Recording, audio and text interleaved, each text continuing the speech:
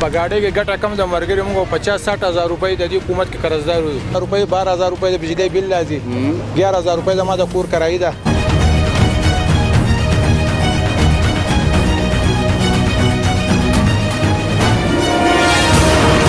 بسم الله الرحمن الرحیم. قدرمندو کتونکو شمال نیوز .com لاړخ نه غفران الله تاسو بدرانه خدمت کې حاضر یم.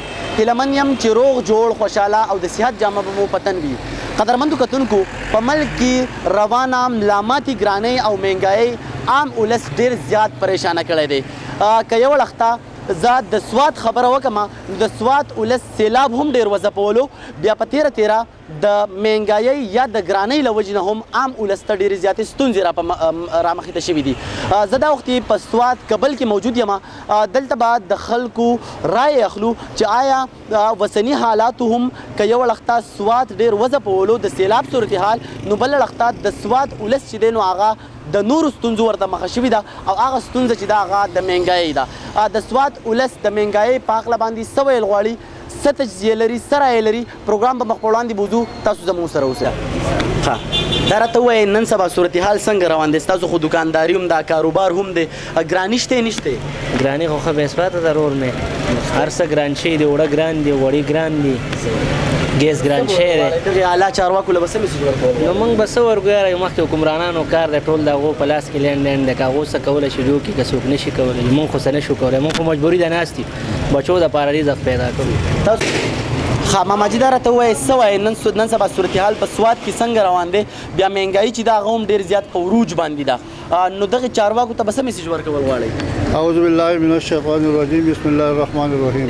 د ټول ناول خو امن و امان مسله ده چې امن و امان وي نو کارونه به وي، دوکانونه به کولاوي، غریب به خپله مزدوري په دغه کولی شي. امن نه هېڅ هم نشته. باقي د مهنګایۍ خبره ده نو څوک وایي روس خره څوک امریکا خره، موږ په دې چل نه پوهېږو، خو زموږ نه څرمن غریب سړي 700 روپۍ دیاړي ده هغه هم ډېره په مشکله میلاویږي. یوه ورځ کار وکړي یو هفته غریب بیا در په در ټیکري خوري. خدای پاک دې زموږ په حال رحم وکړي. نو څه به موږ خو ډېر مجبور یو.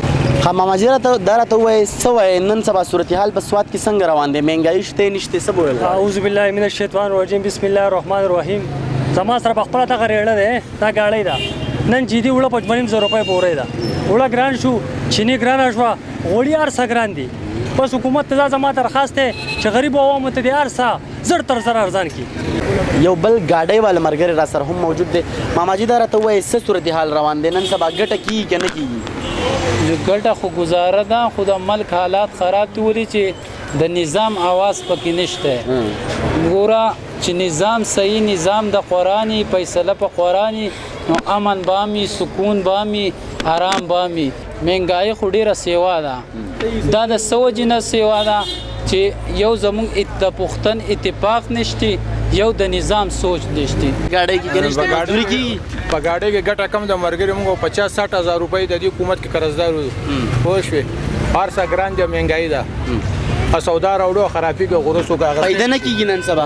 کم ده پیدا. مخکې وه عمران خان په حکومت کې پیدا وه، ښه برابر و. یعنې حکومت چې کله بدل شوی ده بلکل په هغې کې زه قرضداره شویم جي. صحیح ده. یعنې اوس په قرضو کې روان دي. بلکل په قرضو. ګاډۍ څه پیدا نه کوي؟ نه کوي جي. صحیح ده. نو دا ستا تقریبا څومره ګرانې راغلې ده چې تاسو مخکې 100 روپۍ لګولې اوس څومره لګي تقریبا؟ مخکې په دې ګاډۍ کې ګزاره کېده، اوس 11000 روپۍ 12000 روپۍ د بجلی بل لازم 11000 روپۍ زما د کور کرایه ده. پوه شوې؟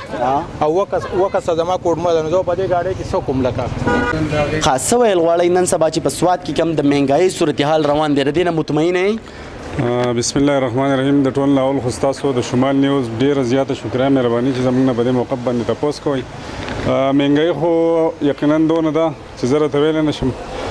بابلو زما یو کچه بچی دی، هغه راپۍ خوري که نه دا ډبو والا پۍ، نو هغه یوه ورځ مې راوغستو په 1000 روپۍ باندې، بیا په 2 ورځې پس ما راوغسته په 1050 بس 1100 ته ورسېدو. نو مهنګایي خو دونه ده چې هغه خو د برداشت نور دوام وتې ده. څه به ویل غواړئ اعلی چارواکو ته؟ نو اعلی چارواکو ته مې دغه خواست دی چې لکه مهرباني وکړئ. موږ په خپله باندې هم زما ښه د سیاسي پارټۍ سره تعلق دی، په خپله باندې کوټلې ویلج کونسل جنرال کونسلر یم اوسه، خو لکه دغه به مې ورته یو عاجزانه ریکویسټ دی چې د دې غریب عوام او په دې خپل عوام باندې لوکوټئ، زړه وسېځئ او دونه وکړئ چې لکه د عوام خو څه نصب ټول غریب خلک دی، ټول دیاړي مار مزدورکار خلک دی.